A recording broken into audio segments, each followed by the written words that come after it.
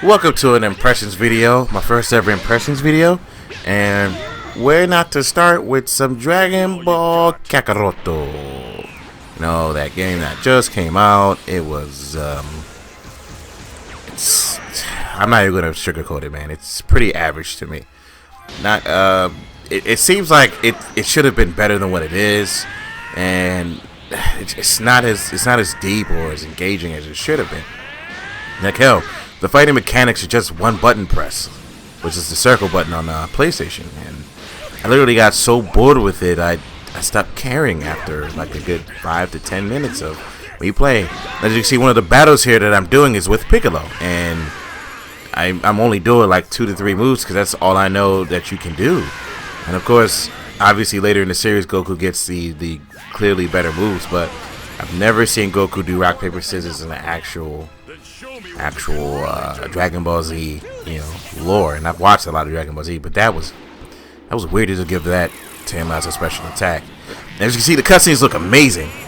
They look very amazing when they do this. It's just after that, it's just it's just boring. And the game said to answer questions, and it doesn't really answer questions like what was Goku and Gohan doing before Raditz came. Like, it doesn't really matter. Or what Raditz and them were talking about before he came. Also, I do wish they used the Bruce Faulconer score for the game and not the original Japanese score. I like the American score a little better. It's way better. Oh, look, it's the community board. I totally forgot to talk about that a moment ago. But the community board is where you can kind of put characters together and they gain bonuses, or whatever character that's the leader of the community gains a bonus. It's okay, I guess.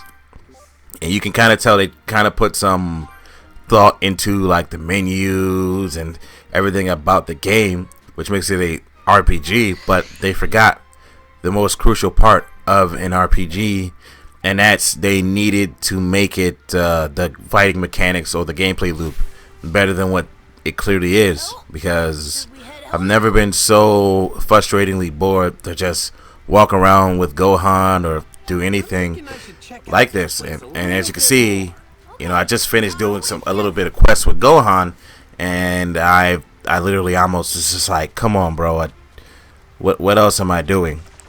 Also, there's a weird fishing thing where you fish with a fake tail. It's so weird, but neither here nor there. I also noticed that the graphics, they look really good. They do look really good for a Dragon Ball Z game, especially in the lore in this world.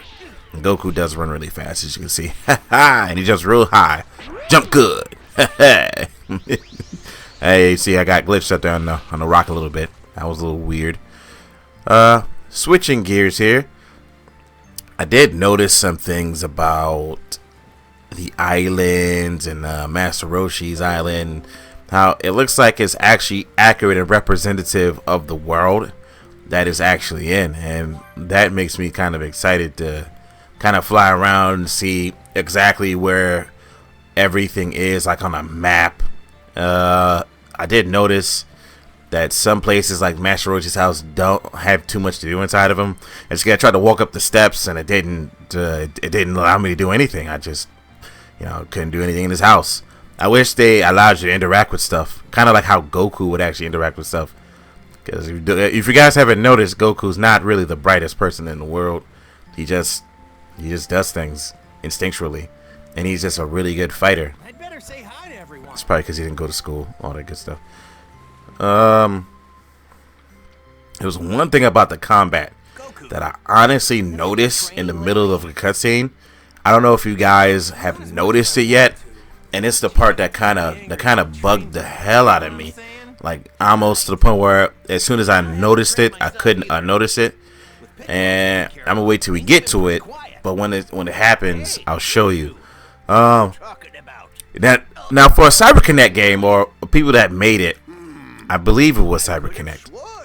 I know for a fact some people who worked with them made this game, or helped make the game. I noticed that they had this stupidly static cutscenes, and they don't look very well. They look really, really, really weird. It's really freaky. I don't know if anybody noticed that, but they should have added an autoplay feature where you don't have to tap the button. You can honestly just sit there and let them go. Oh, there it is, right there. So you notice that before a fight starts, everybody jumps into the air. So, how many of you noticed that? That is only air combat in the game. There's no ground combat or anything like that. Is that weird to you? Like, there's no ground combat at all? Like, Goku's never fought on the floor? He only fights in the air? Because I'm pretty sure that's not true in the slightest. I've seen Goku fight on the ground before. He fought Cell mostly on the floor, and then they went to the sky. I mean, he fought Boo in the air mostly.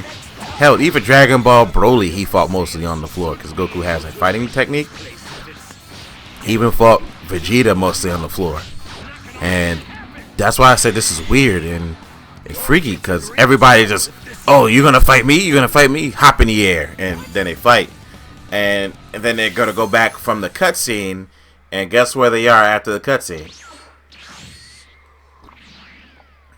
About to be right back on the floor. So, that doesn't make any sense. Why don't you just fight on the floor like normal? And then, yeah, it just didn't make any sense. Oh, Lord. For me, this game, honestly, I wish it was better. I honestly do. Because I actually do have a friend that kept calling it Dragon Ball Sagas. And, you know, anybody that knows anything, Sagas was a shit game. Like, just for the fact of it being a shit game. And I'm not gonna lie, that looked weird. But, yeah, it just didn't make any sense to me that the game was as, I don't know what to say. Like, it seems like a game could have been better than what it is. And the fact that these motherfuckers offered a season pass makes no sense to me. Like, as soon as I saw the season pass, I was like, no, get that shit out of here. Get that out of here right now. Like, come on. You don't need a season pass. Having a season pass was just terrible taste. And they decided, yes it is. Let's add a season pass and add pre-order DLC. As I said, as you can see, the cutscenes, they do look pretty good when they're done in a style like this. But as I straight up said, the game could have been better. As you can see, the cutscenes, they look really smooth and animated, kind of like the actual anime too. But I like to see. But yeah, like I said, they could have did a lot better. Also, there were some discrepancies that I noticed, like Goku's wearing shoes, and Piccolo has both his arms in the same, when he doesn't in the actual anime, because he got it punched off or shot off, while Goku took off his weighted clothes, and then they fought right. Look at the animation style and all this. It's so cool. And it looks just like the actual anime a little bit. Except for, you know, it didn't last as long. Look how smooth this is. Look at it. Oh my goodness. This is so good.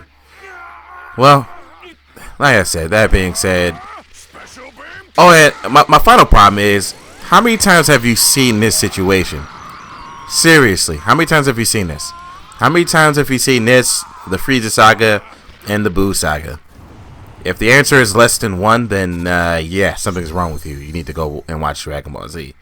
It's just, this was so typically the same that I felt numb to it, because I've seen this a million times now. And at this point, I'm just bored. But alright, I'll catch you guys later. See you in the next Wild Fang thing that I do.